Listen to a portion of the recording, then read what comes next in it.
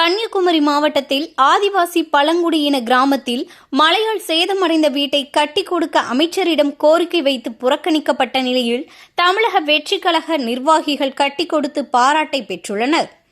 கன்னியாகுமரி மாவட்டம் பொன்மனை பேரூராட்சிக்கு உட்பட்ட கீரிப்பாறை ஆதிவாசி பழங்குடியின மலைவாழ் மக்கள் வசிக்கும் பகுதியில் வடகிழக்கு பருவமழை நேரத்தில் மரம் ஒடிந்து காளியன் என்பவரது வீடும் முற்றிலும் சேதமடைந்தது.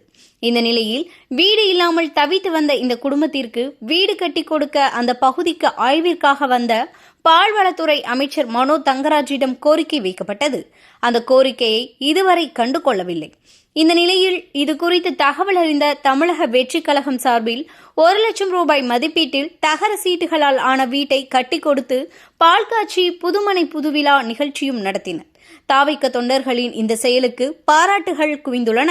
கன்னியாகுமரி மத்திய மாவட்டத்துக்கு உட்பட்ட பொன்மனை பேரூராட்சிக்கு அடுத்த கீரப்பாறை பகுதியில் இந்த மலைவாழ் மக்களான காளியன் அவர்களின் வீடு ஒரு 2 வாரத்துக்கு முன்னாடி மழையினால் மரம் முறிந்து விழுந்து மிகவும் சேதமுற்றது. இந்த தகவலை அறிந்த தமிழக வெற்றி கழகத்து மத்திய மாவட்ட நிர்வாகிகள் உடனே விரைந்து அவருக்கு தேவையான அடிப்படை வசதிகள் அனைத்துமே செய்து கொடுத்தனர். பின்பு எங்களிடம் ஒரு வீடு கட்ட தரும்படி கோரிக்கை வைத்தனர். இந்த தொகுதியினுடைய அமைச்சர் அங்கு சென்று அவங்களை பார்த்தார்.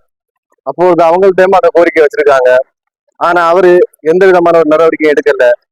நாங்க தமிழக வெற்றி கழகம் சார்ந்து உடனே கழக பொதுச் செயலாளரின் அறிவுறுத்தலின்படி உடனே அவங்களுக்கு இந்த ஒரு 1 லட்சம் மதிப்பு ஒரு வீடினை கட்டி கொடுத்து இந்த வீடு பாதுகாப்பு நிகழ்ச்சியினை பண்ணியிருக்கோம். தொடர்ச்சியா நீங்க பார்த்திருப்பீங்க, நீங்க வார வழியில நீங்க பார்த்திருப்பீங்க இந்த மக்களுடைய அவல நிலை. ஒழுங்கா ஒரு சாலை வசதி இல்லை, அவங்களுக்கு ஒரு பஸ் வசதி இல்லை. அதுக்கப்புறம் அந்த பிள்ளைங்களுக்கு படிக்கிறதுக்கு இங்க இருந்து பேச்சுப்பாறை வர போக வேண்டிய அவல நிலையில இருக்கு. இந்த தொகுதியில ஒரு அமைச்சர் இருக்காரு. அவரு இதை பத்தி 4 வருஷம் அவர் அமைச்சரா